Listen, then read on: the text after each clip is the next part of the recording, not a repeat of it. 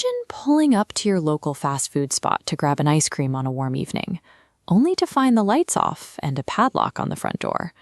Within a single month, more than 46 Dairy Queen restaurants across the country abruptly shuttered their operations. The disappearance was especially concentrated in the north, where almost every location in the entire state of Alaska vanished from the map. This rapid sequence of closures turned a series of local disappointments into a nationwide mystery. Speculation online immediately shifted toward the health of the brand, with many assuming the company was facing imminent bankruptcy, or that rising inflation had finally broken the business. The underlying financial data, however, shows a highly stable parent company that remains nowhere near a total collapse. This creates a paradox. If the corporate entity is financially sound, someone else is making the active choice to pull the plug. Understanding these vanishing stores requires looking past corporate headquarters and examining the specific people who manage the local registers. The modern fast food industry is built on the franchise business model.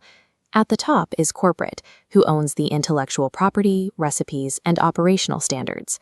Below them are franchisees, independent owners who buy the rights to operate in a territory.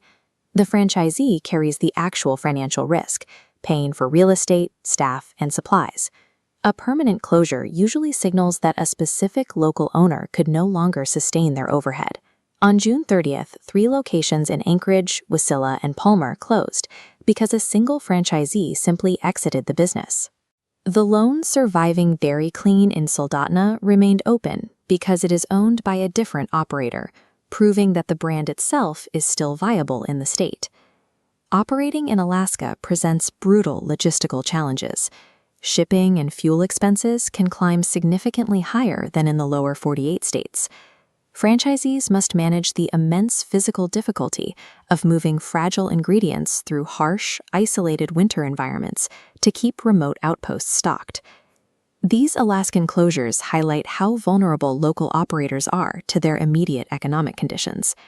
When a store fails, the parent company often holds the territory and waits for a new franchisee to eventually buy back in. While corporate has the luxury of time, the local employees who lose their jobs face an immediate and devastating crisis. A thriving global brand offers very little protection for the stability of a local community's workforce.